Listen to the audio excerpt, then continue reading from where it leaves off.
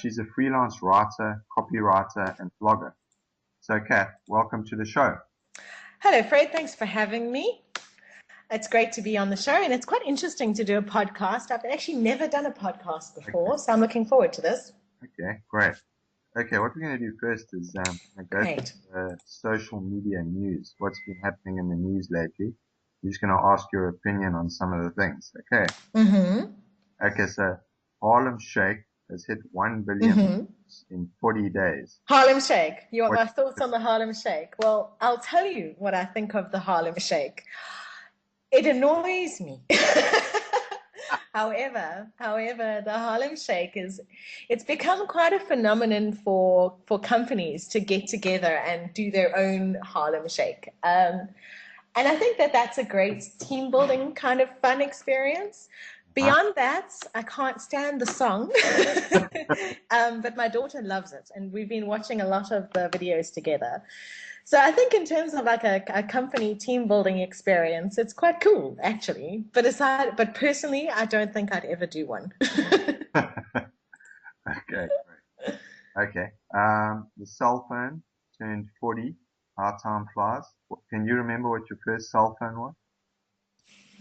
My first cell phone was a Philips Savvy that had that little sticky out aerial, and you could fit about 3 lines of text on it, and it didn't have a color screen, and it had the biggest buttons, and I loved that thing so much, so very much. And after that, I got a Nokia 3310, which I think was basically an indestructible model, because I'm pretty sure that those Nokia 3310s, you could charge them once a week and they would last forever, and it didn't matter if you dropped them. I think they were pretty much the most indestructible cell phone of all time. What do you think? Is that the brick one? No. The one that the first Nokia that came out without the aerial. Oh, right. I remember that one. Yeah. Remember that? Everyone had one like that. Yes. Yeah, I'm pretty sure they would still work now. probably. Yeah. Okay. And I bet you all want something like this. The other day, YouTube hit 1 billion unique views a month. How about that? I think YouTube is one of the most important things that could have happened to the internet in terms of, just as I know that specifically I use it to watch music videos and watch TED Talks and things like that. But YouTube's become such a phenomenon and it's such a great way to launch an artist or communicate a message in a very powerful way. There was a woman called Sandy Tom. I'll send you the link. You can post it with this. Okay. She launched her entire music career off YouTube. Wow. And Yeah. she used to hold these. Oh, sorry, that was MySpace, but she then moved to YouTube. She used to kind of get her online community together to watch a concert in her lounge and that kind of thing. And it's things like it's video sharing, and for that reason, YouTube, that makes the internet so interesting, because you can uncover so many things you didn't know about. I mean, we would never have known about Sandy Tom were Uh-huh. it not for the ability to share video on the internet. Huh. Amazing. Okay. Cool. It is amazing. I'll look forward to the link. I'll send it to you straight away. Okay. So earlier on, I heard you chatting about memes. What do you think of Grumpy Cat and Steven Seagal? Okay, Steven Seagal, no. Grumpy Cat's great. I think Grumpy Cat really communicates so much. Grumpy Cat, you know how I feel about memes. I mean, memes Mm. are some of my favorite things in the whole world, Mm-hmm. and they can just encapsulate so much emotion and so much of, especially frustration. I think there's a high level of frustration that people feel on a daily basis dealing with their daily work or life or etc. And memes become a very funny way of communicating them. So Grumpy Cat's great, I Mm. feel. Okay. Cool. As you said before, you're a freelance writer, Hmm. or a copywriter. Why don't you explain to us what is copywriting? Sorry, I missed the second half of that question. You're also like a copywriter. Why Hmm. don't you explain to us what is copywriting? A copywriter. Yeah.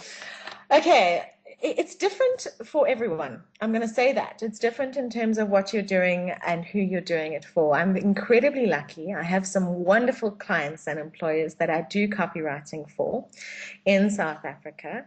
And a lot of what I do focuses on creating content for specific clients or specific portals. And in terms of copywriting, it's a much bigger industry than I think people realize, because people think, oh, copywriting, oh, writing, oh, they're sitting on the internet and typing. That's not it. Proper copywriting, especially in terms of SEO and other aspects of it, is an incredibly highly researched work. And you don't get to just write an article about toilet paper because they need an article about toilet paper. You've got to be able to, the most important part that I find about copywriting is that you've got to be able to search correctly and fact check. And that's probably what takes up so much of my day, specifically for, academic writing and SEO and all those kinds, and all the other elements of copywriting. It is a highly researched. You learn a lot. A lot. I know about a lot of things that I never thought I would learn, and I like that. I like learning about new things that I never thought I'd learn about. Okay, now why don't you give us some examples of good copywriting and bad copywriting? The difference between good copywriting and bad copywriting. Or could you use some examples? Show what jumps to mind maybe that you've seen out there? Okay. I'm probably going to tell you that the difference between good copywriting and bad copywriting is research. You can, a lot of the times you can understand, it's not always necessary. It depends again on who you're writing for and what the purpose of your content is. But often a lack of research shows in what you put online.